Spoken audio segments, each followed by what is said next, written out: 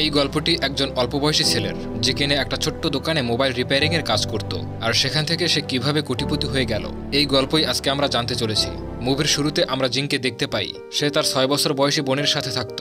তার মা মারা গিয়েছিল এবং তাদের বাবা তাদের ছেড়ে চলে গিয়েছিল, আর এজন্যই জিং তার বোনের খেয়াল রাখত। সেই সাথে তার ভরণ পোষণের সকল দায়িত্ব তার উপরে ছিল।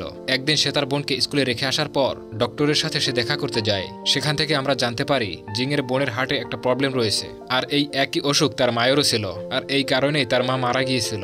আর সঠিক সময় যদি জিং এর বোনের অপারেশন না করা হয় তাহলে সেও মারা যাবে।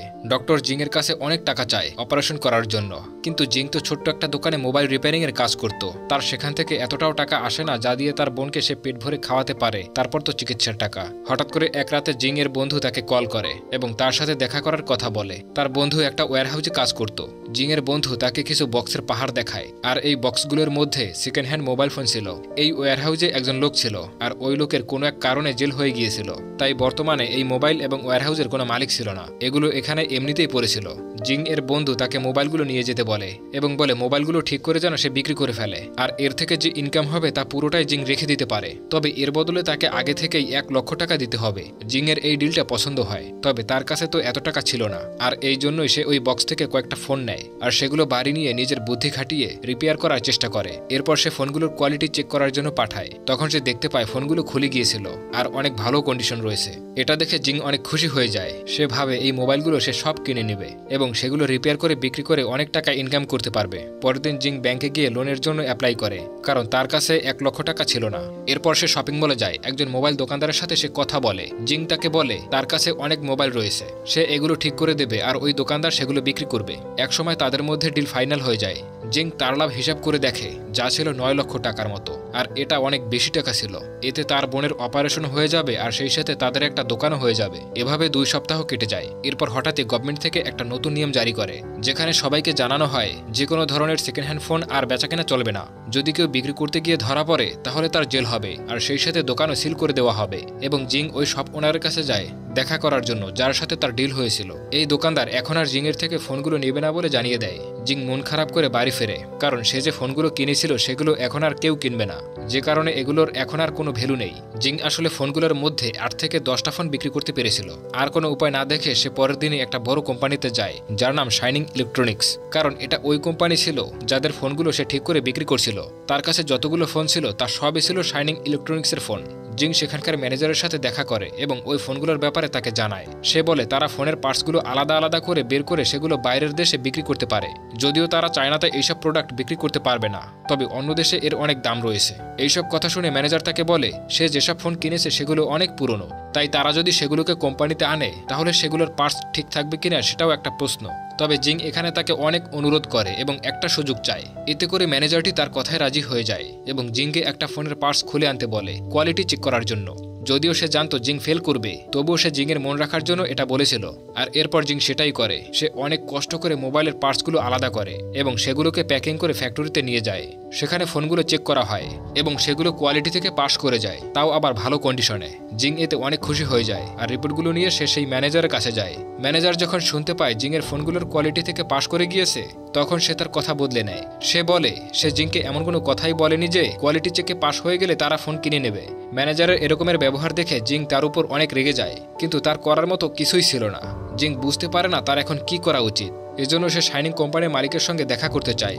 মালিক তখন অনেক ব্যস্ত ছিল, তার একটা ট্রেনে করে কোথাও যাওয়ার কথা ছিল এবং ট্রেনের সময় হয়ে যাচ্ছিল, তাই সে তার গাড়ি করে চলে যায়। এদিকে জিংও ওই মালিকের সঙ্গে দেখা করার জন্য নিজের মোটরসাইকেল নিয়ে ওই মালিকের গাড়িকে ফলো করতে থাকে। অনেকক্ষণ ফলো করার পর জিং স্টেশনে গিয়ে পৌঁছায়, আর এরপর ওই ওনার তাকে 10 মিনিট সময় দেয় কথা বলার জন্য এবং জিং তার প্রস্তাবটি তাকে জানায়।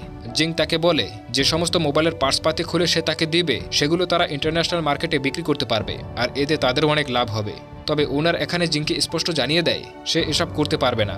জিং তাকে বলে সে যদি পার্টসগুলোকে আলাদাভাবে করে দেয় তাহলে কি সে সেগুলো নেবে। এতে ওনার রাজি হয়ে যায়।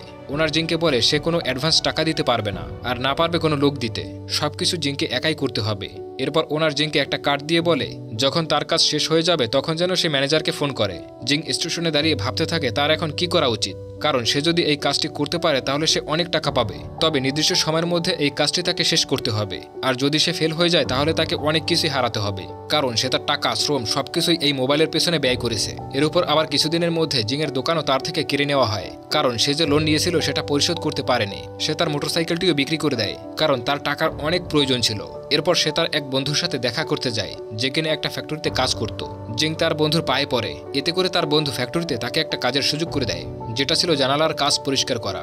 আর এরপর জিং তার কাজের জন্য একটা ফ্যাক্টরি খুঁজতে থাকে। এরপর সে একটা ছোট্ট জায়গাও খুঁজে পায়, তবে তাকে ওই ফ্যাক্টরির জন্য প্রতি মাসে 3000 করে টাকা দিতে হবে। এখন আর কোনো উপায় না থাকায় সে তার কথা মতো রাজি হয়ে যায়। সে তার বন্ধুর সাহায্যে এই জায়গাটা পরিষ্কার করতে শুরু করে এবং অনেক খাটাখাটি করার পর ফ্যাক্টরিটাকে একটা নতুন রূপ দেয়, যাতে করে তারা সেখানে ভালোভাবে কাজ করতে পারে। আর এরপর সমস্ত মোবাইলগুলো সেখানে আনা হয়। এখন কাজ হলো ওয়ার্কার অর্থাৎ শ্রমিক খোঁজা, কারণ জিংয়ের একার পক্ষে এত কাজ এই অল্প সময়ের মধ্যে শেষ করা সম্ভব না। এখন জিংয়ের তেমন কোনো চাকরিও ছিল না যাতে করে সে টাকা দিয়ে ওয়ার্কার রাখবে, তাই সে এমন ওয়ার্কার খুঁজতে থাকে যাদেরকে কাজ থেকে বের করে দেওয়া হয়েছিল, অথবা যারা নিজেদের জীবন নিয়ে অনেক বিরক্ত ছিল।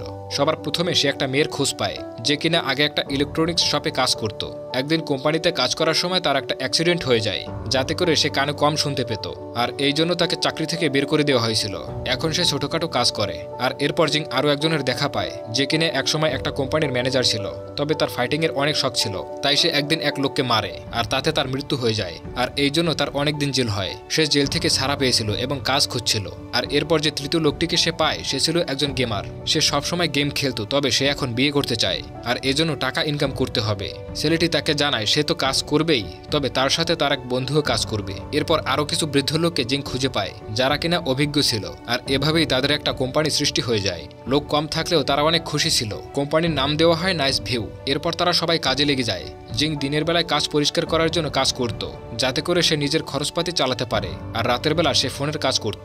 জিংয়ের বোনের শরীর দিন দিন আরো বেশি খারাপ হয়ে যাচ্ছিল, আর এজন্য জিংকে তার বোনেরও খেয়াল রাখতে হতো। ওই গেমার ছেলেটি তার জন্য একটি মেয়ে পছন্দ করে এবং ওই মেয়েকে সে বিয়েও করে ফেলে। সবাই তারা বিয়েতে এসেছিল, এখানে সবাই এনজয় করে।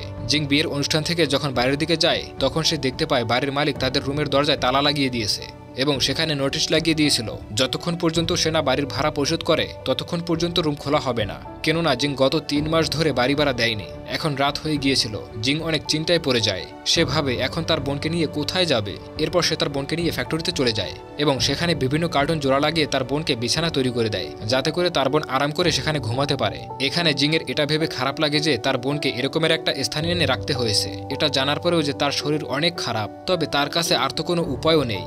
সে অনেক কান্না করতে থাকে, তবে কাজ করা ছেড়ে দেয় না, কারণ তাকে তার বোনের চিকিৎসা করাতেই হবে। এভাবে বেশ কিছুদিন চলে যায়। একদিন ফ্যাক্টরির ওনার তাকে বলে সে 2 মাস ধরে তার ফ্যাক্টরির কোনো ভাড়া দেয় না, তো সে যদি 7 দিনের মধ্যে ভাড়া না দেয় তাহলে এই ফ্যাক্টরি থেকে তাকে বের করে দেওয়া হবে। জিং তার কাছ থেকে কিছু সময় চায় এবং তাকে বলে সে যত তাড়াতাড়ি সম্ভব পরিশোধ করে দেবে। কিন্তু ফ্যাক্টরির ওনার তার একটা কথাও শোনে না, কারণ সে তো আর জানতো না যে জিং কি করে। সব দিক থেকে রাস্তা বন্ধ হয়ে যাওয়ার পর জিং শাইনিং ইলেকট্রনিক্সের ওই ম্যানেজারের কাছে যায়। তার কাছ থেকে 1 লক্ষ টাকা চায়, তবে ম্যানেজার এতে না করে দেয় এবং বলে যে তাদের মালিকের সাথে তার একটা ডিল হয়েছিল এবং এই ডিলে বলা হয়েছিল জিংকে কোনোভাবে কোনো সহায়তা করা হবে না, যা করবে সে নিজেই করবে।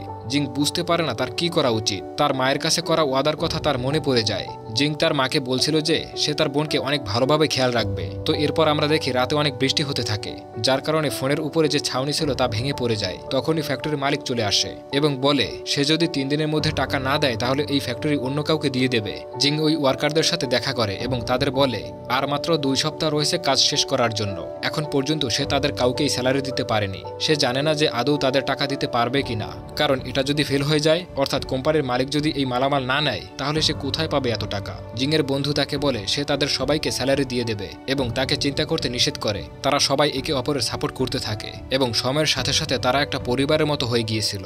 তারপর দেখি তাদেরকে ফ্যাক্টরি থেকে বের করে দেওয়া হয় এবং ফোনগুলো নিয়ে যে যার বাড়িতে চলে যায় এবং বাড়িতে বসেই তারা কাজ করতে শুরু করে। জিংয়ের কাছে কোনো বাড়ি ছিল না, আর এজন্য সে নার্সিং হোমে থাকতো এবং সেখানে সে মোবাইল রিপেয়ারিং এর কাজ করত।